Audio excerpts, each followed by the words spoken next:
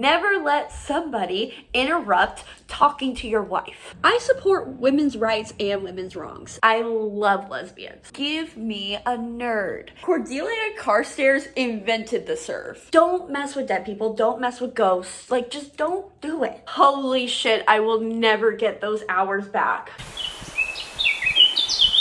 There comes a time in every young reader's life where you have to confront your contested relationship with Cassandra Clare. You fall in love with her books, you go on with her characters, you learn to love her annoying ass weird incest kink that she has. You drop off because she publishes too many books. But then she comes along and she still has you by the throat. And if that is not a universal experience, well, we're gonna pretend it is, because who am I if not a relatable queen? We are starting the last hours. Oh yeah. Library ticket still included. I don't need to explain what this book is. I'm sure you all know. In this vlog, I will be catching up on the last hours so I can read Chain of, I don't even know what the last book is. Chain of Iron? Nope, that's this one. Chain of Thorns. That's what it is. See, I can't even keep up with the goddamn titles. We're starting off with Chain of Gold, baby. I'm so excited to see my girl Tessa and Jem and Will again. Yes, absolutely. That is happening. Oh, maybe I'm a little excited. Let's get going. Let's do it. I am excited. Yep.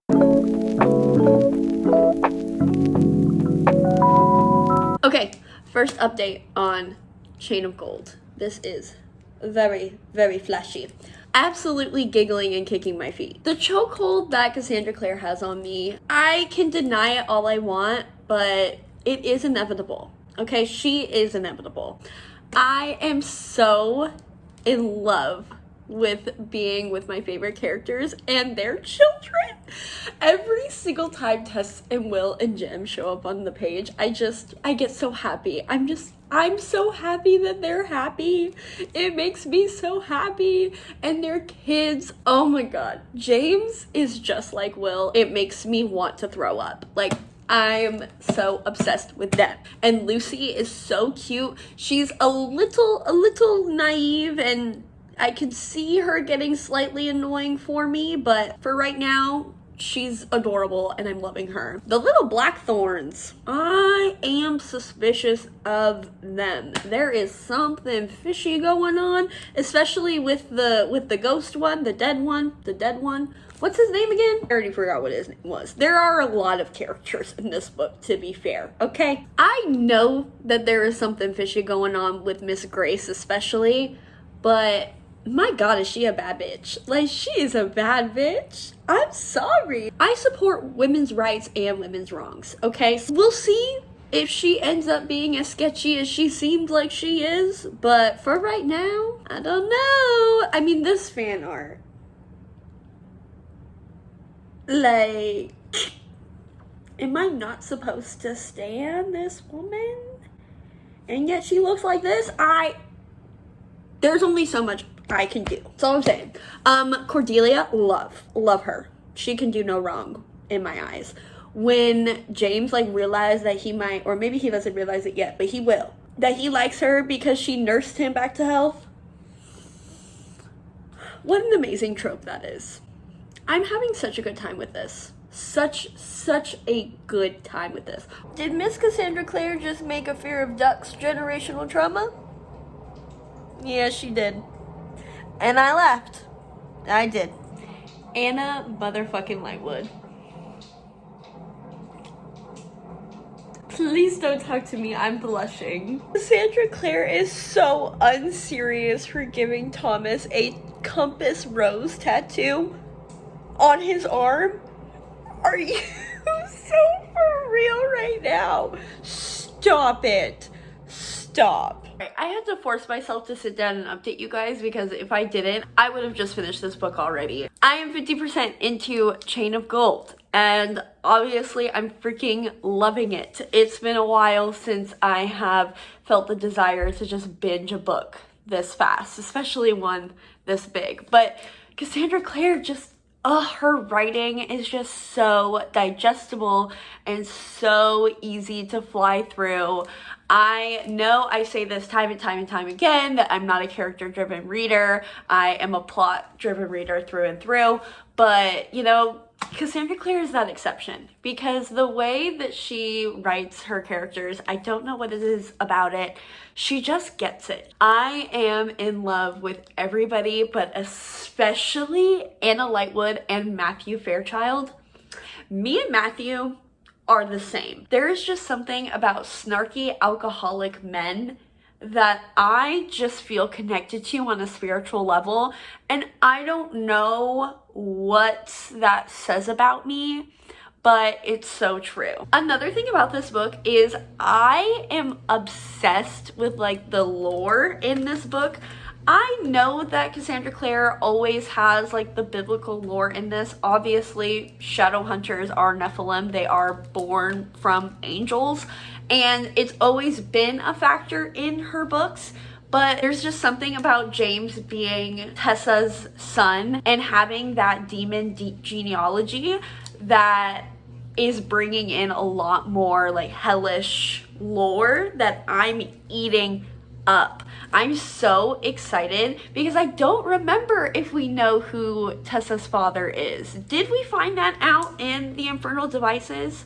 I don't think we did, right? Because obviously they don't know. Like Jem doesn't know who he is. So I guess they just had never found out. So I'm living for that. We just got like a little introduction to all like the princes of hell. So I'm assuming maybe one of them is the grandfather, and the fact that the demons are like letting him live in order to not offend the granddaddy. Oh, I'm living. And this whole Jesse's his name. That's why I couldn't remember it. It's because it's another goddamn J name, and James is obviously more important in my brain.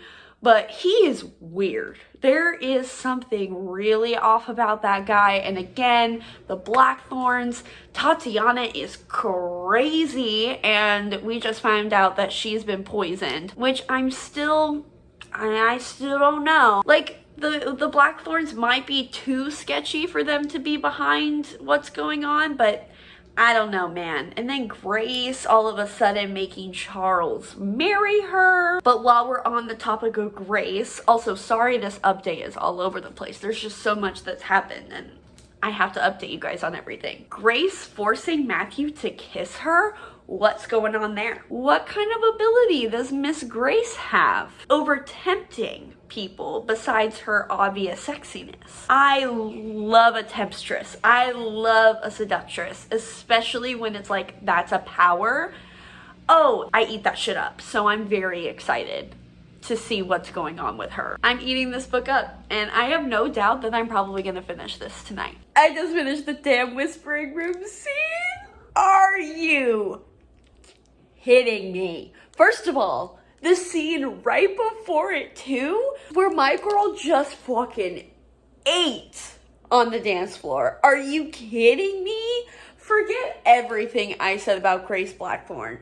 Cordelia Carstairs invented the serve. She even said it herself. She slays. And she does. And then she gets her shit rocked in the Whispering Room. Absolutely deserved. Jewel tones on, titties out, sword in hand. Absolutely iconic.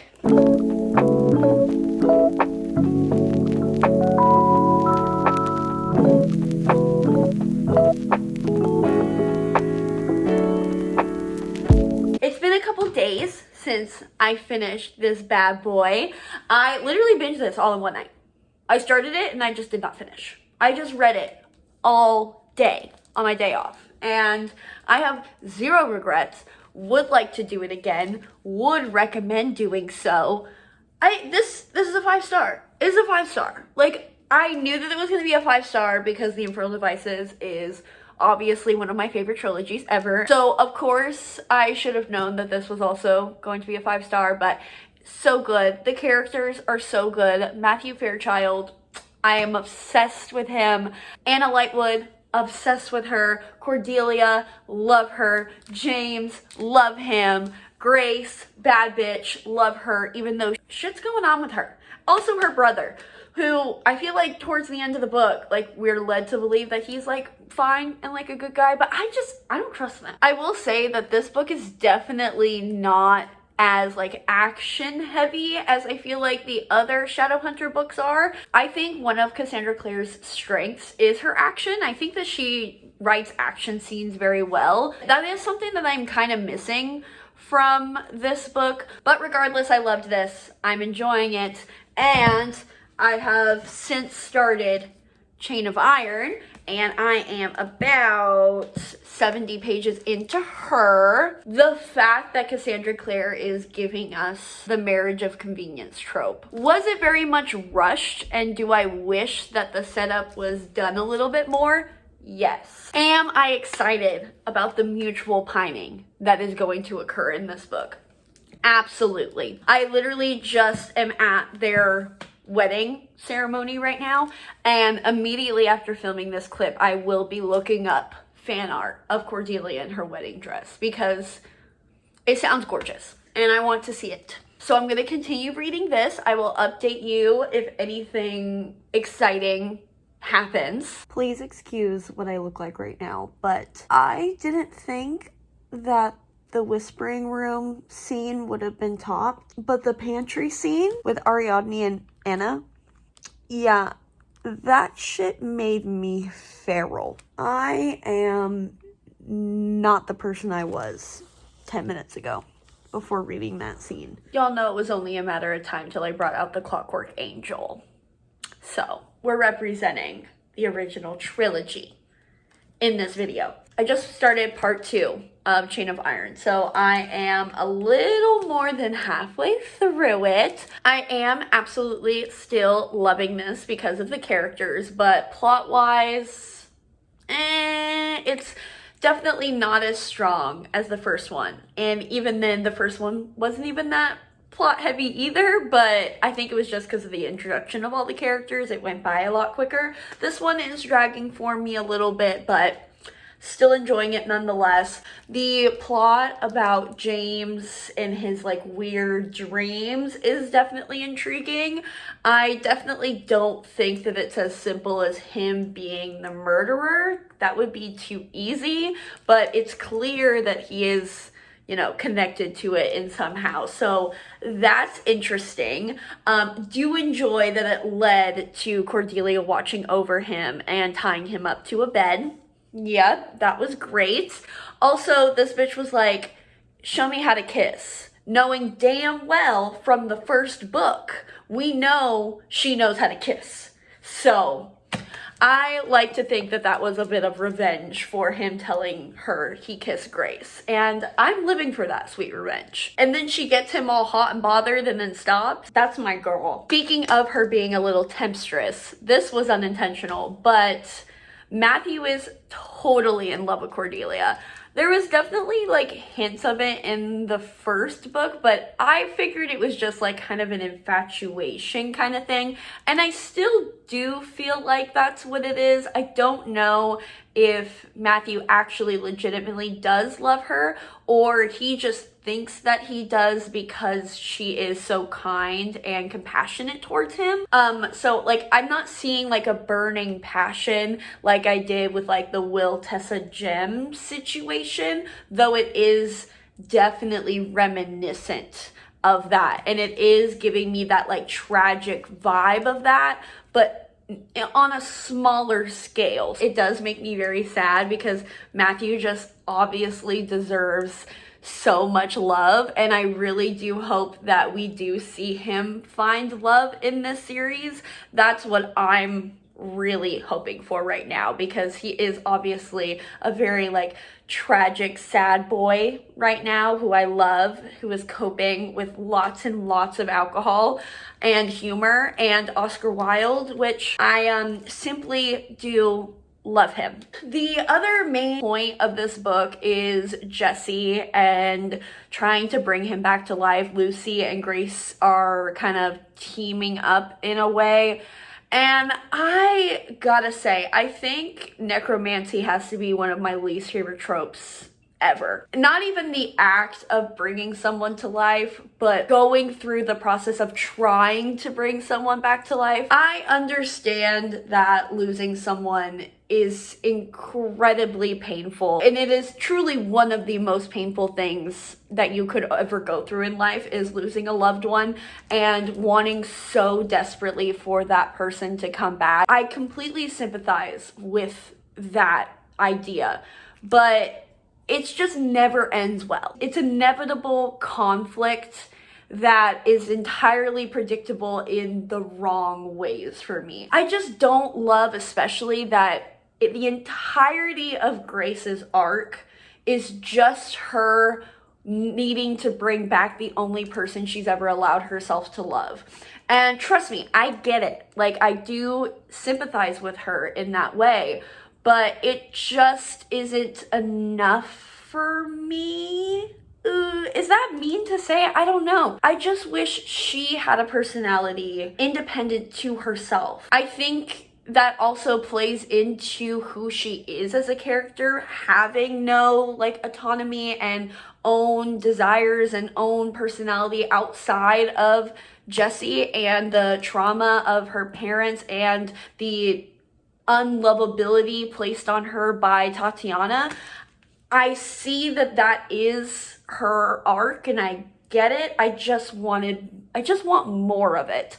I'm hoping that maybe in the third book, because I think she's on the cover of the third book, I am hoping that we will get to see more depth in her character and more of her realizing who she is herself, because that's what's lacking for me with Grace. That being said, although I do sympathize with Grace in a way, even though I don't really have any tolerance for like bringing people back from the dead when they're clearly dead and nothing good is going to come out of it, Lucy needs to get up. In the first book, I liked her naivete. It was cute. It was kind of adorable. It was fine because she was like a little quirky and it was cute. It's not cute anymore. Sarah Claire can do a lot for me personally and making me believe things. She cannot make me believe that Lucy and Jessie are in love with each other. It's just not gonna happen. Every single time I see them together, it's cute. Sure, he's dead. He's dead. That's not a like tragic love story that I care to read about, because again, nothing good is going to come out of it. And if somehow he does end up coming back to life with no repercussions, I'm not really going to like that. So at the end of the day, I'm not rooting for them. And the fact that Lucy is so gung-ho going with Grace and this just ridiculous plan, she should know better. I mean, she is a teenager, so I guess she doesn't know better, but I don't sympathize with her at all. You have no connection to this man besides him picking you up from a ditch when you were a child, which, weird, because you were a child and now y'all are like snuggling and canoodling as much as you can with a dead man. I don't know if I like that. Actually, I do know I don't like that. Her naivete, it's getting annoying at this point, which ultimately I knew was probably going to happen. She doesn't have enough stakes in that situation for me to be rooting for her. She just needs to have her eyes opened a little bit more and stop doing this tomfoolery. I think her ability is pretty cool, but again, it's like this power, this ability to like control ghosts, and now she's wiping ghosts' memory. Like, don't mess with dead people. Don't mess with dead people. Don't mess with ghosts. Like, just don't do it. I feel like that's a good rule of thumb. So that's where I'm at right now. I don't think I have any other thoughts besides I love Anna, and as much as I love James and Cordelia, would I have loved Anna as the main character in a story? Yes, absolutely I would. Her and Ariadne are everything to me. Every single time they come on the screen, or I guess the page, not the screen. The screen in my head, every single time they appear, I'm obsessed. I love lesbians. I'm also waiting for Thomas and Alistair to like get together. That's a little background slow burn couple that I'm really enjoying because it's very subtle and we don't get too much of them, but you know they're in love with each other. Yeah, you know they are. So I'm ready for that because Alistair also deserves happiness. Everybody in this book deserves happiness, okay? That's the bottom line. All of these characters deserve happiness. And I know not all of them are going to get it, but I'm going to hope and pray that they do. Alistair and Thomas just kissed. When freaking Thomas said, sometimes I think that it is much harder to lose someone who we are on bad terms with than it is to lose someone with whom all is well. Invented enemies to lovers. And also, Grace and Christopher? I was not expecting that. Oh my god, forget a himbo. I don't want a himbo. I want a nerd. Give me a nerd and a hot girl. I love a nerd, hot girl trope. Is that what is about to happen here? I like this. What was I just saying? Grace needed more personality. What is Cassandra Clare delivering? Giving her a little nerdy, sciencey, hidden side to her. I love asking for things and immediately getting them. Instant gratification.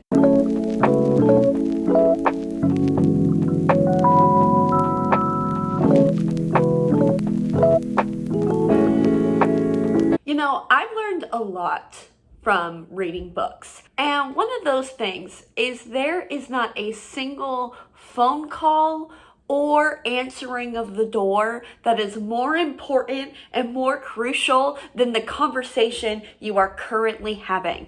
Never let somebody interrupt talking to your wife. That was so frustrating. What a frustrating ass ending.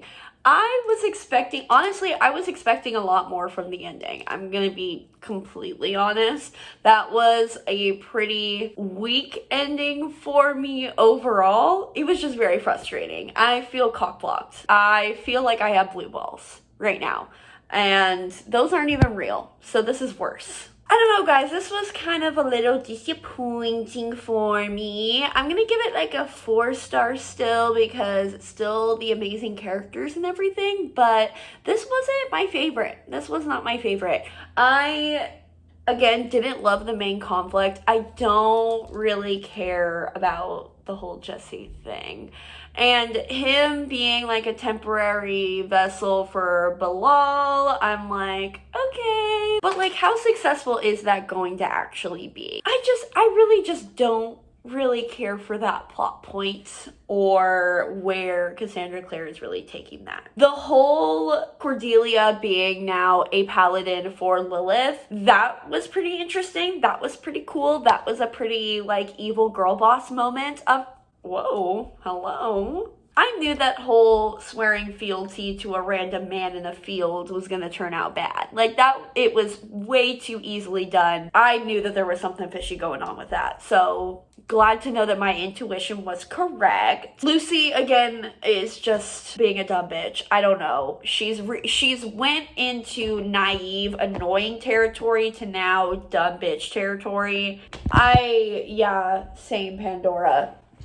I just don't know what to do with her. I hope Big Daddy will knock some sense into her because she needs it done very badly. She needs to get up. Get up, girl. I think that's pretty much it on the updates on the ending. I'm, again, pretty lackluster about the ending. I was expecting to like pick up the third book immediately after finishing this, and though I will still do that, it's not like a cliffhanger that I was expecting.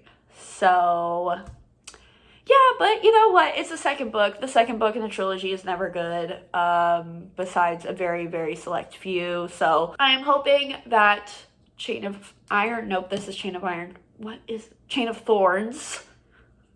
Is going to be incredible and immaculate and amazing. And we finally can get Cordelia and James having a conversation with one another, but I already know it's going to take at least 300 pages for that to happen, if not more. So that's going to be very frustrating for me to witness. I guess the only other thing is Matthew, confessing his love for Cordelia, which again, I'm still not convinced that he actually loves her. I think he's just a very damaged person, and he's just grasping on any sort of kindness that is given to him, which I do not fault him for. I don't blame him. I think them going on a little vacation to Paris is very cute, and I like it. So I'm not mad about it. I'm just mad at James for answering the goddamn door when you're talking to your wife about loving her and confessing your love for her. Very annoying. That's it. Chain of Thorns next. Who's excited? I don't know if I am. Really. All right, I'm going to give you guys a better sit-down update later, but I'm about to go to work, and I am 15% into Chain of Thorns, and all I have to say is Cassandra Clare is trying so hard to make Matthew and Cordelia a thing. It is not happening. It is not going to happen. It will never happen. It's really, really weird behavior at this point.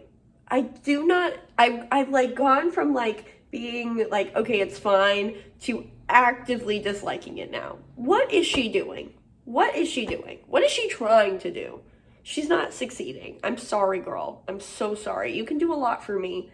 You cannot convince me of these two. It's not happening. I am about 30% into Chain of Thorns, and I'm not having a good time. I'm bored.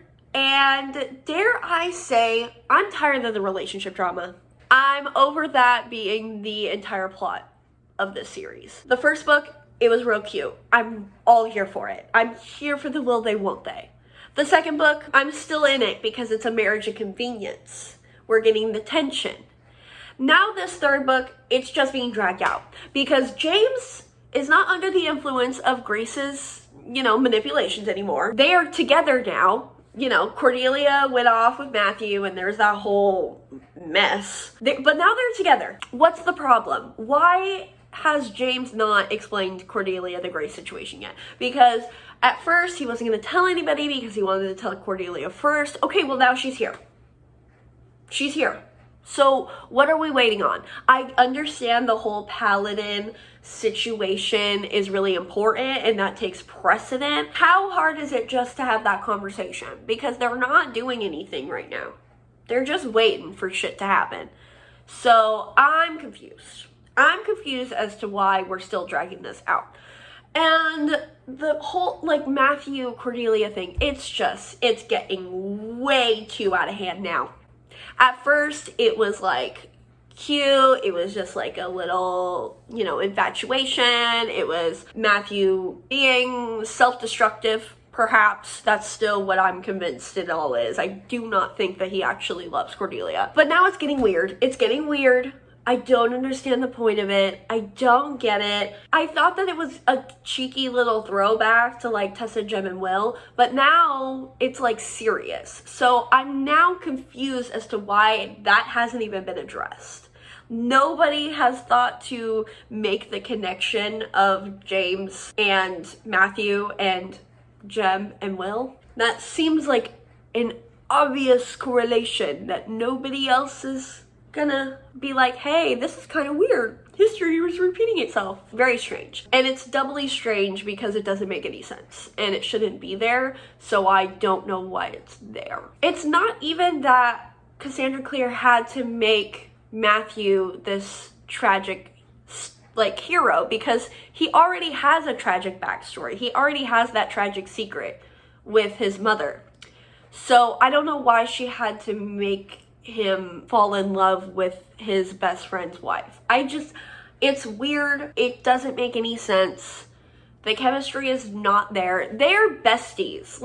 Matthew and Cordelia are besties. I just don't get it. You guys probably already know my thoughts about Jesse. I think it's ridiculous that he's alive and a full-fledged human being right now. And seemingly no consequences. There's a weird thing happening with him and Lucy when they get together and when they try to get freaky together, and freaky shit happens in a bad way. So there's probably gonna be something with him, but that's weird. I don't love it. Lucy and Cordelia are having a little fight right now, which, fine, whatever. They both weren't telling each other anything, so makes sense that they're gonna hash it out. But as you can tell by my lack of energy, I'm just not enjoying this book right now. Things are just not making any sense to me. Things are not happening for no reason, and I'm just ready for those things that are supposed to be awakened to awaken, because hopefully it will awaken me. I did it. I did it. I fucking finished it. It's over. It's done. Holy shit, I will never get those hours back. Let's just get this over with so I can finally finish this vlog, because my god, this book took everything out of me. Suffice to say, I hated it. I am giving it a 2.5 out of 5 star, and that is literally the only reason this is not getting a 1 star. The only reason, honestly, the only reason that this wasn't just like DNF'd right off the bat is because I do genuinely love the characters, okay? The characters are phenomenal. They are iconic. Cordelia Carstairs, I love her so much. I love Matthew. I love Anna. I love James. I love everybody, okay? This was just a terrible book that did not need to exist. The relationship drama was dragged out so far. Miss Claire killed the damn horse over and over and over and over again, and I just needed it to stop. It was torturous to watch it go on. For how long is this goddamn book? I don't know. I just know the audiobook is 30 hours. 30 hours. I don't know why these authors can just get away with this page number just because they're popular and we will buy the books. I need somebody to tell them to stop, okay? This is ridiculous, because why does this book exist, and why was it 30 fucking hours? For what? Because I couldn't tell ya what meaningfully happened in this book. Look at me making up words. That's what happens when I'm forced to listen for 30 hours to a book that didn't need to exist. Okay, let me calm down. I'm getting a little spirited. This book is also what shows up when you look up convenience in the dictionary. Full of plot conveniences. Full of them. Would put Sarah J. Maas to shame. That's how bad it was. Death literally does not matter in this series unless you are the main character or love interest. The fact that Christopher died was such bullshit. Such bullshit. Especially when he almost died in the first book. I wish she just killed him off in the first book. But then if she did that, she wouldn't have someone convenient to just kill off, because somebody has to die for some reason, even though somebody clearly doesn't have to die, because the majority of the time when you kill somebody off or they're dead, they just come back. So I don't really understand why Christopher had to die, because clearly the stakes are not there to begin with. So why you had to establish some sort of stake is beyond me. I guess just to make Anna sad and then go back to Ariadne. That's the only reason, because she wouldn't fuck her unless her brother died, right? They wouldn't get together. She wouldn't show emotions unless her brother died. That's just so annoying to me. I hate the necromancy trope. If you're gonna kill your characters, they better stay dead. Hated Jesse throughout this whole thing. The whole James thing, the fact that he killed himself for Belial, like, that makes so much sense. If that was any other character, there is no possible way that they would have come back. And it makes so much sense for him to have been possessed and then stabbed him with Cortana and then he dies. I'm not saying that I want him to die, but that would have been a very, like, angsty and tragic ending, and it would have actually meant something. I mean, I really don't know if I have anything else to say about this book. I'm clearly very just tired, exhausted, if you will. I'm just so happy and grateful that Chain of Gold is a standalone. She's gonna join The Cruel Prince in my favorite standalone fantasy novels. I'm so happy that this vlog gave me a new favorite standalone fantasy. So that is what I'm taking away from this experience of reading this trilogy. I know I'm ending on a really bad note, but I still just want to drive home the fact that I do really love the characters. I definitely think that if you love the Infernal Devices, Chain of Gold, is going to be amazing for you, as it was amazing for me and continues to be amazing. I just would only read Chain of Gold. Chain of Iron was good for the marriage of convenience thing. Like, it wasn't the worst. So, like, maybe it's a duology. Maybe. But even then, that's a stretch. Because the whole Jesse, Lucy plot line was boring as hell getting through. I think Chain of Gold is just going to be on a pedestal for me. And I'm going to enjoy that in my memory. I'm going to still think fondly of these characters.